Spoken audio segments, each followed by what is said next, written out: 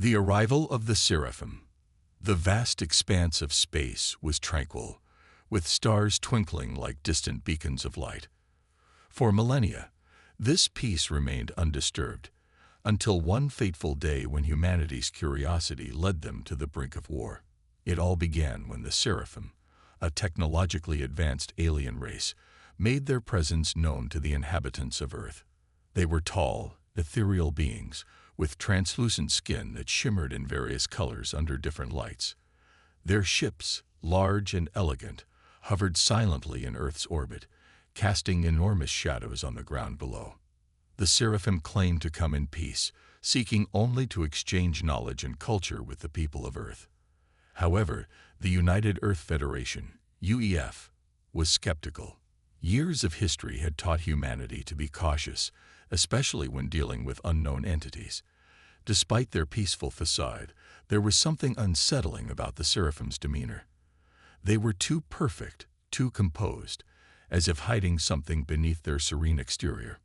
Negotiations began in earnest, with diplomats from both sides meeting in carefully orchestrated environments.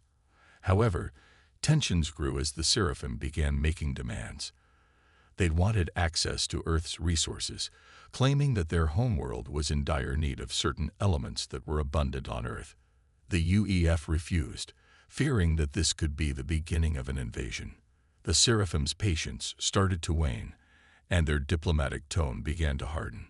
On the other side, a small group of UEF scientists, led by Dr. Rebecca Lawson, had been studying the Seraphim's technology in secret. They discovered that the alien race was far more powerful than they had let on.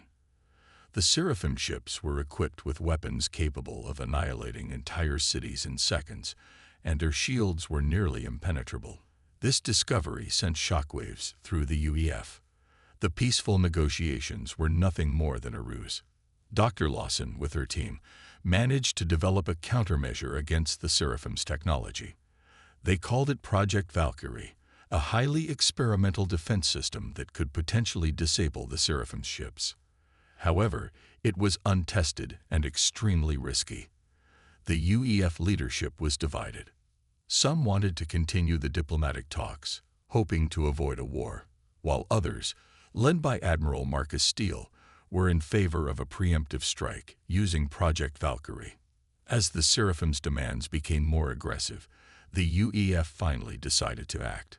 On a cold, dark night, under the cover of silence, Admiral Steele ordered the activation of Project Valkyrie.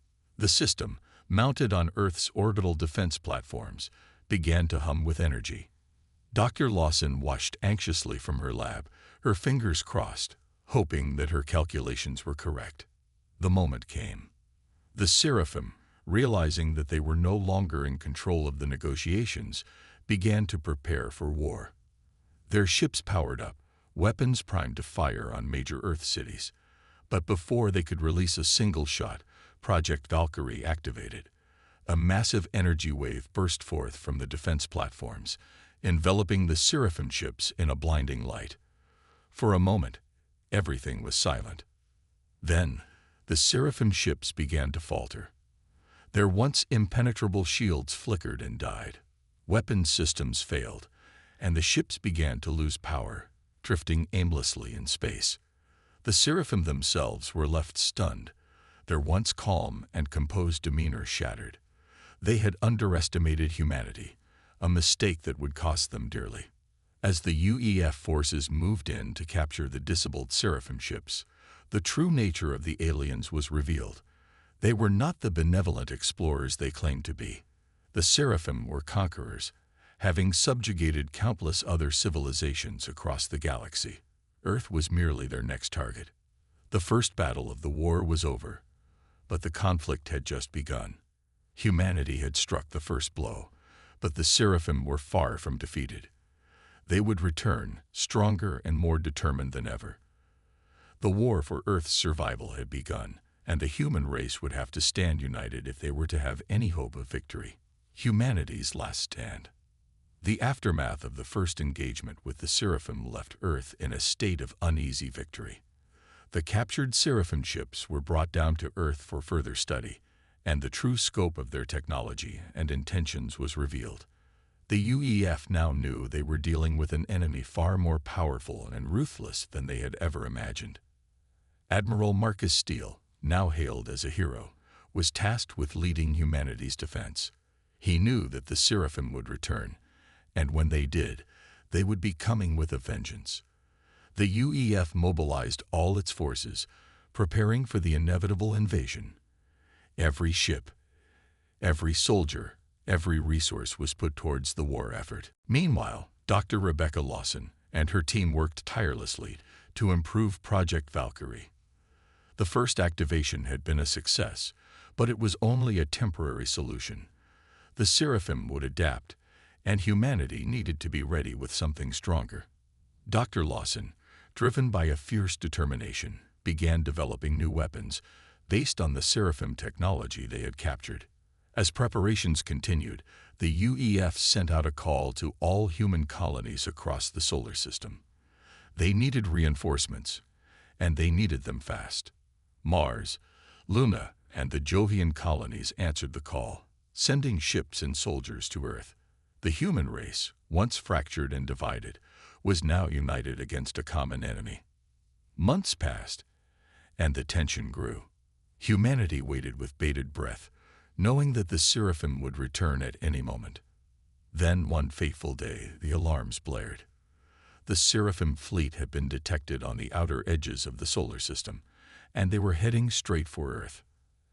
Admiral Steele immediately ordered all UEF forces to prepare for battle. The skies above Earth filled with ships, each one ready to fight to the last. Project Valkyrie was activated once more, but this time, it was only part of the defense. Dr. Lawson had developed new weapons, powerful enough to penetrate the Seraphim shields. The UEF was ready. The Seraphim fleet arrived in a blaze of glory, their ships lighting up the night sky like 1,000 falling stars. But this time, they were met with fierce resistance. The UEF forces unleashed everything they had, from the newly developed plasma cannons to the Valkyrie wave. The battle was intense, with ships clashing in the void of space, explosions lighting up the darkness. Despite their best efforts, the Seraphim were relentless. They pressed on, their ships cutting through the UEF defenses like a hot knife through butter. It seemed as though all hope was lost, but humanity refused to give up. Admiral Steele, leading the charge from the front lines, rallied his troops with a powerful speech, reminding them of what they were fighting for. "We fight for our homes, for our families, for our very survival." He roared over the comms. "We may be outnumbered, but we are not outmatched. The Seraphim think they can crush us, but they underestimate the strength of the human spirit. We will stand, we will fight, and we will win." His words ignited a fire in the hearts of the UEF forces, and they fought with renewed vigor. The tide of the battle began to turn, as the Seraphim fleet, once unstoppable, started to falter. Humanity had managed to push them back, but the cost was high. Many brave men and women gave their lives that day, their sacrifices etched into the annals of history. In the end, the Seraphim were forced to retreat, their fleet shattered and broken. Earth was saved, but the war was far from over. The Seraphim would regroup, and they would return. But humanity had proven that they were not to be trifled with. They had stood their ground against an enemy far more powerful than themselves, and they had emerged victorious. The war would continue, but so would the fight. Humanity, now united as one, would face whatever challenges lay ahead with unwavering resolve. They had survived the first wave, and they would survive the next. The future was uncertain, but one thing was clear: the human race would not go down without a fight. The alliance of the unlikely. After the second encounter with the Seraphim, Earth was left reeling from the damage and losses sustained during the battle. But amidst the wreckage and the grief, a new resolve took hold of humanity. They could not continue to fight this war alone. They needed allies, and fast. In a bold move, the UEF reached out to other civilizations that had once been enemies of Earth. The Council of the Five, A coalition of alien races who had fought humanity in the past was the first to respond. The Council, which had suffered greatly at the hands of the Seraphim in previous conflicts, saw an opportunity to strike back at their mutual enemy. The negotiations were tense, as old wounds were reopened and bitter memories resurfaced. But the UEF, led by Ambassador Elena Vega, managed to broker a fragile alliance. The Council agreed to provide ships, soldiers, and resources in exchange for Earth's help in reclaiming their lost territories from the Seraphim. The new alliance was shaky at best. Trust was a rare commodity, and the air was thick with tension. But they all knew that if they were to have any chance of defeating the Seraphim, they needed to work together. The UEF and the Council forces began joint operations, training together and sharing intelligence. It was during one of these joint operations that the true nature of the Seraphim was revealed. A covert strike team, consisting of both UEF and Council operatives, managed to infiltrate a Seraphim command ship. There, they discovered horrifying evidence of the Seraphim's true intentions. They were not merely conquerors, they were destroyers. The Seraphim had no interest in ruling over the planets they subjugated. Instead, they were systematically eradicating all life and harvesting the resources to fuel their own war machine. This revelation sent shockwaves through the Alliance. The UEF and the Council realized that they were not just fighting for their own survival, but for the survival of countless other species across the galaxy. The stakes had never been higher. The Alliance was solidified by this new understanding, and the combined forces of humanity and the Council launched a series of daring raids against the Seraphim. They targeted key supply lines, destroyed resource harvesting operations, and disrupted the Seraphim's war efforts at every turn. But the Seraphim were not idle. They adapted quickly, countering the Alliance's strategies with brutal efficiency. The war dragged on, with both sides suffering heavy losses, but the Alliance held firm, driven by the knowledge that failure meant extinction. In the end, it all came down to one final battle. The Seraphim, having amassed their remaining forces, launched a full-scale invasion of Earth. It was their last, desperate attempt to crush humanity and the Alliance once and for all. The skies above Earth were filled with the sounds of battle, as ships clashed in a desperate struggle for survival. The UEF and Council forces fought with everything they had, knowing that this was their last stand. In the chaos of the battle, Dr. Lawson made a breakthrough. She had been working on a new weapon, one that could potentially end the war in a single strike. It was risky, untested, and could potentially destroy the entire planet. But with no other options left, she presented her plan to Admiral Steele. With the fate of humanity hanging in the balance, Admiral Steele made the call. The weapon, codenamed Exodus, was activated. A massive energy pulse was unleashed, targeting the Seraphim's command ship. For a moment, everything was silent. Then, the Seraphim's ship began to disintegrate, the energy pulse tearing it apart from the inside out. With their command structure obliterated, the remaining Seraphim forces fell into disarray. The Alliance seized the opportunity, launching a coordinated attack that decimated the Seraphim fleet. The battle was won. The Seraphim, once thought to be invincible, had been defeated. Earth was saved, and the Alliance had emerged victorious. But the cost was high. Many lives were lost, and the scars of the war would remain for generations to come. In the aftermath of the battle, the UEF and the Council pledged to continue their alliance, working together to rebuild and to ensure that the Seraphim threat would never return. Humanity had faced the greatest challenge in its history and had emerged stronger, united, and ready to face whatever the future held. But as the dust settled and the survivors mourned their dead, one thing became clear: the galaxy had changed forever. The Seraphim may have been defeated, but the war had shown just how fragile life could be. And as humanity looked up at the stars, they knew that they would need to remain vigilant, for the next threat could be just around the corner. Echoes of the past.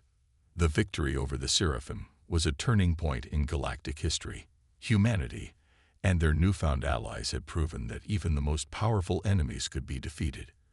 However, the galaxy was far from safe. The war had left deep scars, and new challenges began to emerge from the shadows of the past. In the months following the final battle, the United Earth Federation, UEF, and the Council of the Five focused on rebuilding. Earth's cities were slowly restored, and the planets of the Council began to recover from the devastation wrought by the Seraphim. But the peace that followed was uneasy. The Seraphim had been a unifying threat, but now that they were gone, old rivalries and mistrust started to resurface. Dr. Rebecca Lawson, hailed as the hero who developed the weapons that saved humanity, was not at peace. The destruction of the Seraphim command ship had come at a terrible cost. The weapon she had designed, codenamed Exodus, was powerful, but it was also unpredictable. The energy pulse had not only destroyed the Seraphim ship, but also caused ripples in space-time. Strange anomalies began to appear across the galaxy, rifts that seemed to defy the laws of physics. Dr. Lawson, racked with guilt, began to investigate these anomalies. She discovered that they were not random but were concentrated in regions of space that had once been controlled by the Seraphim. It was as if their destruction had unleashed something ancient and malevolent. Fearing the consequences of her actions, she kept her findings secret, sharing them only with a small, trusted team of scientists. As the UEF and the Council focused on reconstruction, strange reports began to emerge from the fringes of known space. Ships disappeared without a trace, colonies reported sightings of mysterious entities, and entire planets went dark. The UEF dispatched investigation teams, but few returned. Those who did spoke of ghostly apparitions and strange phenomena that defied explanation. Dr. Lawson's team, working in secret, discovered the truth. The Seraphim had not been the first to wield such power. Long before the Seraphim, there had been another civilization, one that had mastered the manipulation of space-time. This ancient race, known only as the Precursors, had left behind remnants of their technology, hidden within the very fabric of the galaxy. The Seraphim had sought to control this power, but their defeat had inadvertently unleashed it. The rifts in space-time were growing, and with them came the echoes of the past. The Precursors, long thought extinct, were returning, but they were not as they once were. The eons had twisted them, turning them into something else, something terrifying. The UEF and the Council were unprepared for this new threat. The Precursors' technology was far beyond anything they had ever encountered. Their ships, ancient and massive, appeared seemingly out of nowhere, attacking without warning and disappearing just as quickly. Planets were devastated in moments, entire fleets wiped out in the blink of an eye. Panic spread across the galaxy. The alliance that had defeated the Seraphim began to fracture as fear and mistrust took hold. Some factions called for isolation, retreating to their homeworlds and fortifying their defenses. Others advocated for a full-scale offensive, desperate to strike back at this new enemy. Admiral Marcus Steele, now the supreme commander of the UEF forces, struggled to maintain order. He knew that humanity could not survive alone. The alliance had to hold, or they would all be doomed. But the fear of the unknown was powerful, and the Precursors seemed unstoppable. In a desperate bid to buy time, Admiral Steele ordered a series of hit-and-run attacks against the Precursor forces. The goal was not to defeat them, but to slow their advance, giving Dr. Lawson and her team time to find a solution. But each battle was a costly affair, with losses mounting on all sides. Dr. Lawson, driven by guilt and fear, worked tirelessly to find a way to close the rifts and stop the Precursors. Her research led her to a startling conclusion. The only way to stop the Precursors was to reverse the damage done by Exodus. But doing so would require an immense amount of energy, more than any known power source could provide. As the situation grew more dire, an unexpected message arrived. A lone ship, bearing the markings of the Seraphim, appeared on the edge of the solar system. The UEF was ready to destroy it, but Admiral Steele ordered it to be brought in. The ship carried a single seraphim, an emissary sent to deliver a message. The seraphim, now a remnant of their once great civilization, revealed that they had foreseen the return of the precursors. They had been searching for a way to stop them, but had failed. The emissary offered what little knowledge the seraphim had left, hoping to atone for the destruction they had caused. With this new information, Dr. Lawson devised a plan. The only way to generate the energy needed to reverse the rifts was to harness the power of a dying star. But such a task was incredibly dangerous. The star would have to be carefully destabilized, and the resulting energy channeled directly into the rifts. It was a one-way mission, and success was far from guaranteed. Admiral Steele, knowing the risks, volunteered to lead the mission. He gathered a small team of the best and brightest, including Dr. Lawson. Together, they embarked on a journey to the edge of the galaxy, where an ancient star was on the verge of going supernova. The mission was a race against time. The precursors were closing in, and the rifts were growing larger by the day. As they approached the dying star, the team encountered remnants of precursor technology, ancient and incomprehensible. They fought their way through, knowing that failure meant the end of everything they had ever known. In the final moments, as the star began to collapse, the team activated the device. The energy surged through the rifts, causing them to flare violently. For a moment, it seemed as if the entire galaxy would be consumed in the explosion. But then, the rifts began to close, one by one. The echoes of the past were silenced, and the precursors were cut off from the galaxy. The mission was a success, but it came at a great cost. Admiral Steele and most of the team did not survive the final blast. Dr. Lawson, the only survivor, returned to Earth, her heart heavy with the weight of what had been lost. The galaxy was safe for now. The rifts were closed, and the precursors were once again a memory. But the events of the past few years had changed everything. Humanity and their allies had faced the unknown and survived, but the scars would remain. In the aftermath, the UEF and the Council vowed to remain united.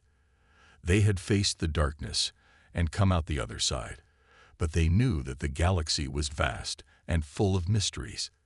The seraphim, the precursors, and the echoes of the past were just the beginning. As Dr. Lawson looked up at the stars, she knew that the future was uncertain, but she also knew that humanity was stronger than ever.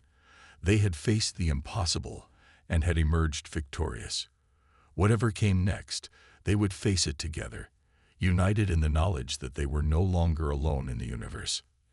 And so, the story of humanity's struggle against the unknown came to an end, but the story of the galaxy continued. New challenges, new discoveries, and new adventures awaited. But for now, there was peace, a peace hard-won and cherished, a peace that would be defended with all the strength humanity had to offer. The seeds of tomorrow. Years passed, and the galaxy slowly healed from the scars of the wars. The UEF and the Council of the Five worked closely to build a new era of cooperation and exploration. The alliance, once formed out of necessity, had grown into a powerful coalition dedicated to peace and prosperity. The remnants of the seraphim were integrated into this new order, their knowledge and technology contributing to a golden age of discovery. The lessons learned from the precursors were never forgotten, and the galaxy remained vigilant, always on the lookout for signs of new threats. Dr. Rebecca Lawson, now one of the most respected figures in the galaxy, continued her research, driven by the mysteries of the universe.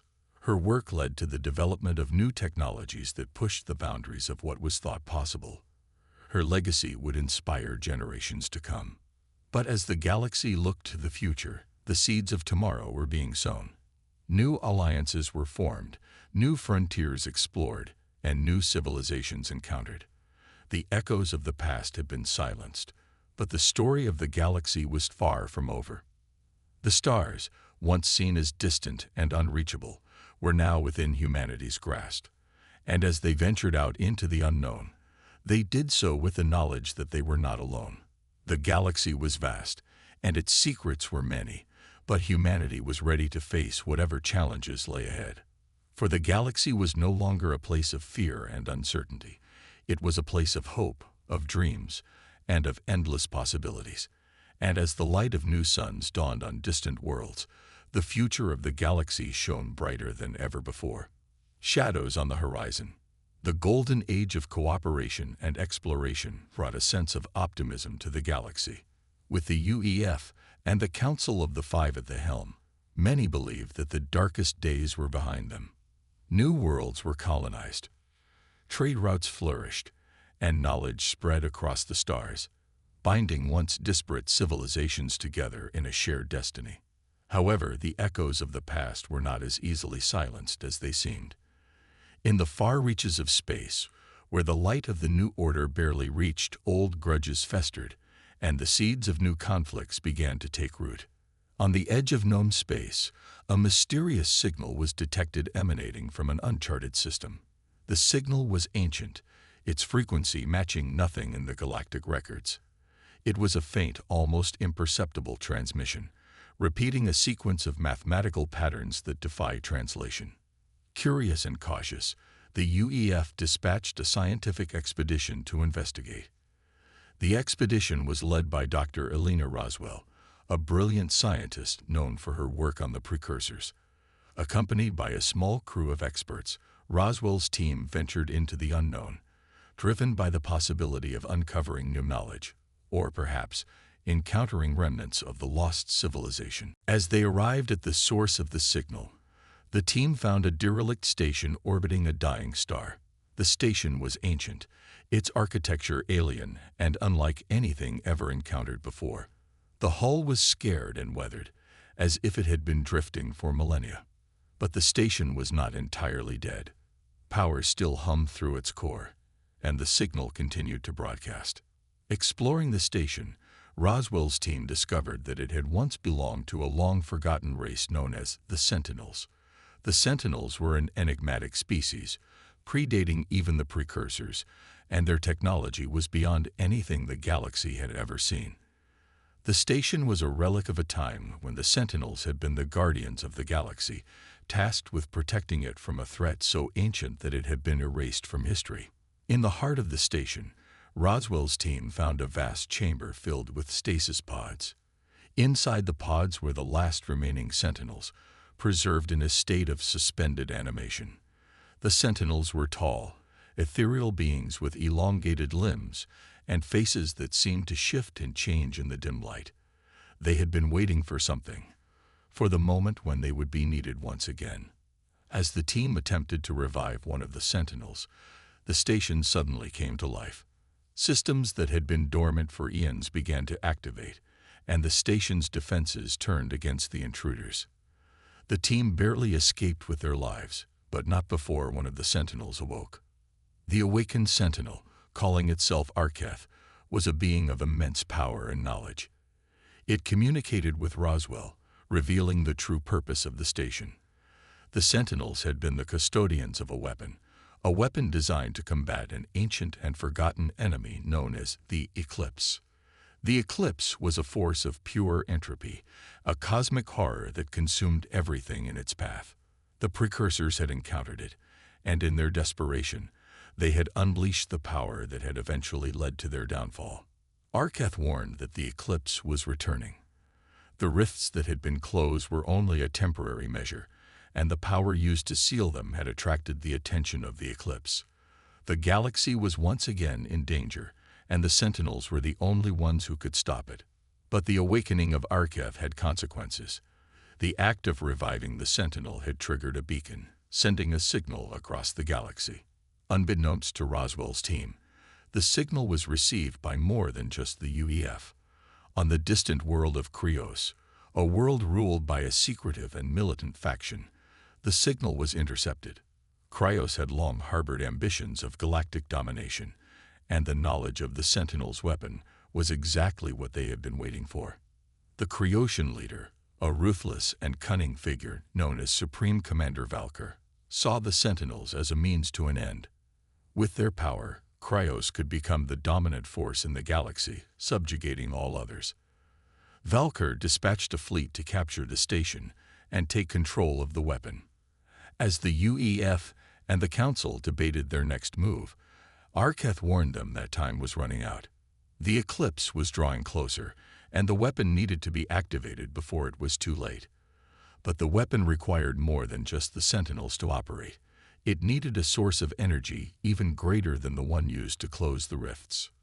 Only a star of immense power, one on the brink of collapse, could provide the energy needed to activate the weapon. Dr. Roswell proposed a daring plan: to use the dying star near the station as the energy source. But the plan was fraught with danger. The star was unstable, and any attempt to harness its energy could trigger a supernova that would destroy the entire system. Nevertheless, there was no other choice. As preparations began, Kryosian forces arrived, intent on seizing the station. A fierce battle erupted in orbit, with the UEF and Council fleets fighting desperately to hold off the invaders. On the station, Roswell and her team worked with Arketh to activate the weapon, knowing that failure would mean the end of everything. In the midst of the battle, Supreme Commander Valkyr personally led a strike team onto the station. His goal was to capture Arketh and force the Sentinel to reveal the secrets of the weapon. Roswell's team fought valiantly, but they were no match for Valkyr's elite soldiers. As Valkyr confronted Arketh, the Sentinel revealed the truth. The weapon was not just a tool of destruction. It was a beacon, designed to summon an even greater power, the Guardians, an ancient alliance of advanced civilizations that had once stood against the eclipse. But the Guardians were far away, and the weapon needed to be activated to call them. Valkyr, blinded by his ambition, ignored the warning. He attempted to take control of the weapon, but Arketh resisted. In the struggle, the station's systems began to overload. The dying star, now unstable, threatened to go supernova at any moment. Realizing that Valkyr would destroy them all, Roswell made a fateful decision. She activated the weapon, channeling the star's energy into the station. The resulting surge of power was immense, and the station began to tear apart. As the supernova erupted, Roswell and Arketh managed to trigger the beacon. The explosion destroyed the station, taking with it Valkyr and his forces. The UEF and Council fleets barely escaped the blast, but the weapon had been activated. The beacon's signal traveled across the galaxy, reaching the farthest corners of space. As the dust settled, the galaxy waited. The eclipse was coming, and the Guardians were their only hope. But would they arrive in time? And if they did, would they be enough to stop the coming darkness? The shadows on the horizon were growing longer, and the fate of the galaxy hung in the balance. The golden age of cooperation was over, and a new era of uncertainty had begun. But as long as there was hope, there was a chance. And as long as there was a chance, humanity and their allies would fight. For the galaxy was vast and full of wonders, but it was also full of dangers. And in the face of the unknown, they would stand together, united against the shadows that threatened to consume them all. The Awakening. The supernova's light still lingered in the night skies of countless worlds, a reminder of the cataclysmic events at the edge of known space.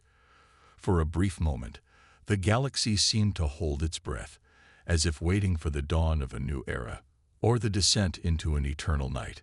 In the aftermath of the destruction of the Sentinel station, the UEF, the Council of the Five, and their allies scrambled to regroup. The loss of Dr. Elena Roswell was a heavy blow, but the knowledge she had uncovered, along with the activation of the ancient beacon, offered a glimmer of hope. The Guardians, an alliance of civilizations that had once stood against the eclipse, were real, and they had been summoned. But would they answer the call? In the farthest reaches of the galaxy, the signal sent by the beacon resonated across the void, awakening ancient forces long thought lost. On worlds forgotten by time, where the ruins of once great civilizations lay buried beneath layers of dust and debris, the Guardians stirred. The Guardians were not a single species, but a coalition of the most advanced and ancient civilizations ever to exist. They were beings of immense power and knowledge, having transcended the limitations of physical form and space. Among them were the Lumina, entities of pure energy that lived within the hearts of stars. The Icarans, a race of hyper-intelligent machines who had achieved sentience and independence, and the Valori, an enigmatic people capable of manipulating time and space at will. For eons, the Guardians had watched over the galaxy, intervening only when the threat of the eclipse loomed. But the last time they had acted, the cost had been great, and they had withdrawn, leaving the younger civilizations to find their own path. Now, with the beacon's signal echoing through the cosmos, they were faced with a decision. Would they once again take up the mantle of protectors, or would they allow the galaxy to face its fate alone? As the Guardians deliberated, the forces of Cryos regrouped under a new leader, Admiral Zara Thorn. Thorn was a brilliant strategist and a fierce warrior, with a reputation for turning impossible situations to her advantage. Unlike Valkar, she understood the true gravity of the situation. Cryos could no longer afford to pursue its ambitions of conquest alone. The eclipse was a threat to all, and unity was the only path to survival. Thorn extended an olive branch to the UEF and the Council, proposing a temporary alliance to combat the coming darkness. The offer was met with skepticism. Cryos had been an enemy for so long that many found it hard to trust them. But with no other options, the alliance was reluctantly accepted. The new coalition, consisting of the UEF, the Council of the Five, Cryos, and other smaller powers, began to prepare for the eclipse's arrival. Fleets were mobilized, defenses were strengthened, and scientists worked around the clock to unlock the secrets of the ancient Sentinel technology. Time was running out, and the galaxy's only hope was to stand united. Meanwhile, deep in the heart of the galaxy, the eclipse began to stir. It was a force beyond comprehension, a manifestation of entropy and destruction that consumed everything in its path. Planets, stars, even whole systems were swallowed by its advance, leaving nothing but void in its wake. The eclipse was not a mere enemy. It was a cosmic event, a cataclysm that defied the natural order. As the eclipse approached, it began to corrupt the very fabric of space-time. Rifts and anomalies spread across the galaxy, unleashing horrors that had long been forgotten. The forces of the coalition faced not only the physical threat of the eclipse, but also its psychological effects. Paranoia, despair, and madness began to take hold, threatening to unravel the fragile unity that had been achieved. In this time of crisis, a new leader emerged from within the UEF. Admiral Alexios Graves, a seasoned veteran with a reputation for calm under pressure, was appointed as the supreme commander of the coalition forces. Graves was a pragmatist, known for his ability to see the bigger picture and make the hard decisions necessary for survival. He understood that the war against the eclipse would not be won through sheer force alone. It would require ingenuity, sacrifice, and the courage to face the unknown. Under Graves' leadership, the coalition launched a series of daring missions to gather intelligence on the eclipse. The elite teams were sent into the heart of the anomalies, risking everything to retrieve data and artifacts that could provide an edge in the coming battle. These missions were perilous, and many did not return.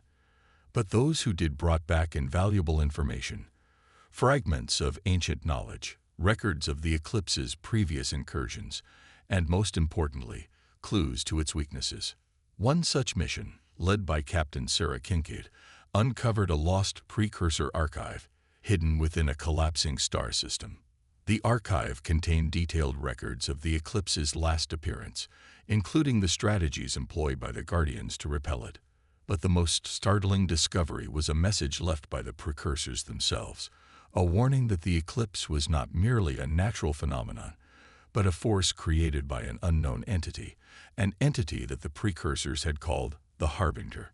The Harbinger was a being of unimaginable power, the creator of the eclipse and its master. The precursors had theorized that the Harbinger was not native to this galaxy, but a visitor from beyond, a being whose very presence distorted the laws of reality. The precursors had been unable to defeat the Harbinger, only to contain it temporarily, and they had paid the ultimate price. With this knowledge, Graves realized that the true battle was not just against the eclipse, but against its creator. The Coalition needed to find a way to confront the Harbinger directly, to sever its connection to the eclipse, and end the threat once and for all. As the eclipse drew closer, the Guardians finally made their decision. They would once again take up their role as protectors of the galaxy. The Lumina, the Acherans, and the Vylori, along with other ancient races, began to mobilize their forces. Their arrival brought a renewed sense of hope to the Coalition, but also a stark reminder of the stakes. The Guardians had faced the eclipse before and had barely survived.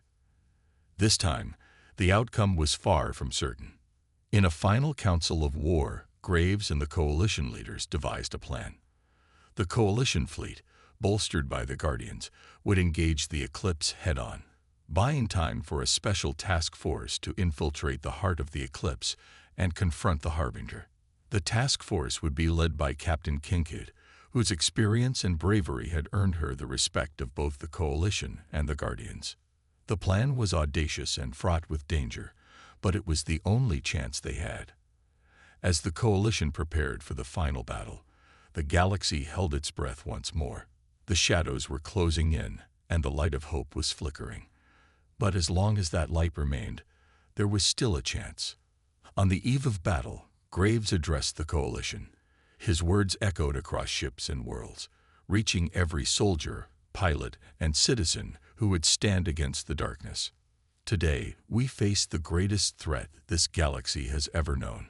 But we do not face it alone. We stand together, united in purpose and resolve. We fight not just for ourselves, but for every generation that will follow. The eclipse is not unstoppable. The Harbinger is not invincible. We are the light in the darkness, and we will not be extinguished.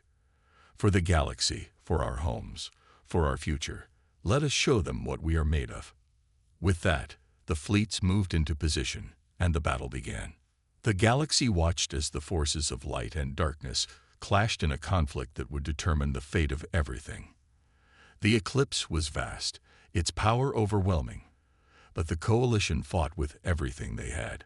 Starships engaged in fierce dogfights, Titanic vessels exchanged broadsides, and the very fabric of space seemed to shudder under the intensity of the struggle. As the battle raged, Kincaid's task force slipped through the chaos, heading straight for the heart of the eclipse.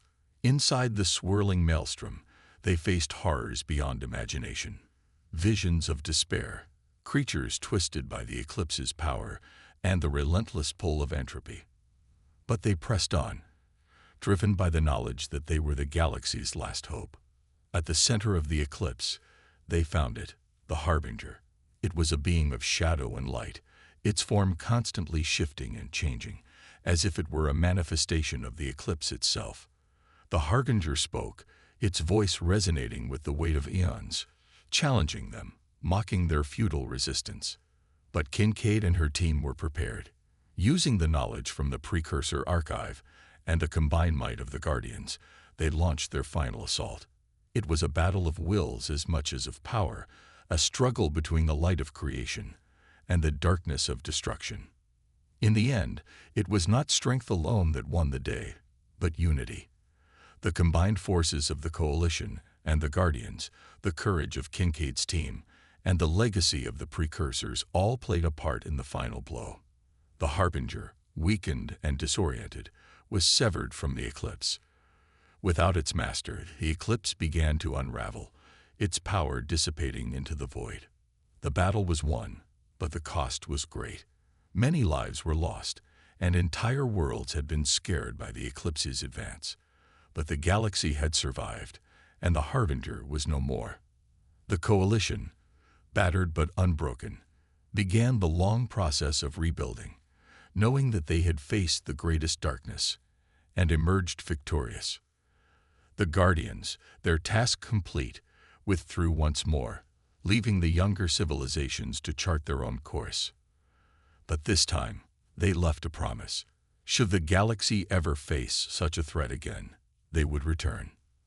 As the stars slowly returned to their natural state, the galaxy entered a new era, one of cautious optimism. The scars of the eclipse would take time to heal, but the bonds forged in the fires of war would endure.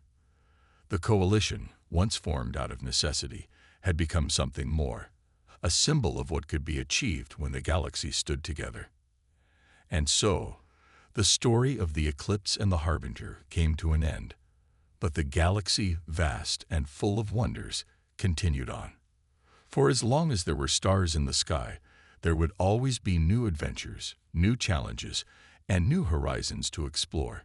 And in the hearts of those who had faced the darkness and survived, there would always be the knowledge that, no matter how long the night, the dawn would always come. Echoes of the past, whispers of the future. The galaxy had entered a time of peace, though the echoes of the recent war with the eclipse still resonated in the minds of its inhabitants. Rebuilding efforts spanned across countless worlds as shattered cities were reconstructed and devastated landscapes were slowly restored to their former glory. The scars left by the eclipse were deep, but they also served as a reminder of the unity that had been achieved in the face of overwhelming darkness. Admiral Alexios Graves, now hailed as a hero across the galaxy, took his place as a symbol of resilience and leadership. His name was spoken with reverence in the halls of power, but also in the quiet moments of reflection by those who had lost loved ones in the war. Graves himself, however, remained humble, understanding that the victory had been a collective effort, a triumph of unity over division. The UEF, the Council of the Five, and even Krios, under the leadership of Admiral Zarathorn, began to work together in ways that had been unthinkable before the war. A new era of diplomacy was dawning, one where old enemies sought to turn their swords into plowshares. This newfound cooperation led to the creation of the Galactic Concord, a coalition of civilizations dedicated to maintaining peace and addressing common threats. It was a fragile alliance, still haunted by old grudges and suspicions, but it held the promise of a brighter future. Captain Sarah Kincaid, now a legend in her own right, found herself at the forefront of these efforts. Her role in the final battle against the Harbinger had earned her the respect and admiration of beings across the galaxy. Yet, despite the accolades, Kincaid was restless. The knowledge she had gained during her missions, the whispers of ancient forces, and the mysteries of the precursors left her with a sense of unfinished business. The precursors, who had once stood against the Harbinger, remained an enigma. Their technology, their culture, and even their ultimate fate were shrouded in mystery. Kincaid could not shake the feeling that the Harbinger's defeat, while a victory, was only part of a much larger story, one that spanned eons and connected to the very fabric of the galaxy itself. Driven by this curiosity, Kincaid set out on a new journey, this time to uncover the secrets of the precursors. With a small team of trusted allies, she delved into the farthest reaches of the galaxy, exploring ancient ruins, deciphering cryptic messages, and piecing together the fragments of a long-lost civilization. Her travels took her to places where the lines between past, present, and future blurred, a testament to the power and knowledge the precursors had once wielded. During these explorations, Kincaid encountered remnants of the Guardians who had returned to their hidden sanctuaries after the war. These ancient beings, still wary of the younger civilizations, offered her glimpses into the history of the galaxy. Tales of other battles fought against the forces of entropy, of alliances formed and broken, and of the cyclical nature of existence. But they also warned her. The galaxy had entered a period of calm, but the universe was vast and full of unknown dangers. It was during one of these encounters that Kincaid learned of another force, one that had been whispered about only in the darkest of corners: the Veil. Unlike the eclipse, which was a force of destruction, the Veil was a presence that obscured, a shroud that hid truths too dangerous to be known. The precursors had been aware of the Veil and had taken steps to protect certain knowledge from falling into the wrong hands. But the Veil had grown in power, and its influence was spreading across the galaxy, subtly altering the course of events, hiding threats that could rival even the Harbinger in their danger. Kincaid knew that her journey was far from over. The war against the eclipse had been a battle for survival, but the fight against the Veil would be a battle for knowledge and understanding. It would require a different kind of courage, one that could face the unknown and not flinch, that could seek the truth even when it was hidden beneath layers of deception. Back on the core worlds, life slowly began to return to normal. Yet, among the celebrations of victory and the efforts to rebuild, there was a growing sense of unease. Whispers of strange occurrences, of phenomena that defied explanation, began to spread. Traders spoke of ships disappearing in areas where space seemed to ripple and distort, and explorers reported finding worlds where time itself appeared to have stopped. The Galactic Concord, aware of these anomalies, quietly began to investigate. But the deeper they dug, the more they realized that the galaxy's victory over the eclipse might have been only the beginning. The galaxy had faced the darkness of destruction, but now it would have to confront the darkness of ignorance. In the end, the galaxy was not the same as it had been before the war. It had changed, grown, and evolved. The beings that inhabited it had learned that they were stronger together, that unity was their greatest weapon against the threats that loomed in the vastness of space. But they also understood that their greatest challenges lay ahead. The galaxy was full of wonders and dangers, and the story of its people was far from over. As Captain Kincaid and her team prepared to venture into uncharted territories, the galaxy itself seemed to pulse with anticipation. The past had left its mark, but the future was unwritten, a canvas waiting for new stories, new heroes, and new challenges. The stars, once again, watched over the galaxy as it continued on its journey through the cosmos.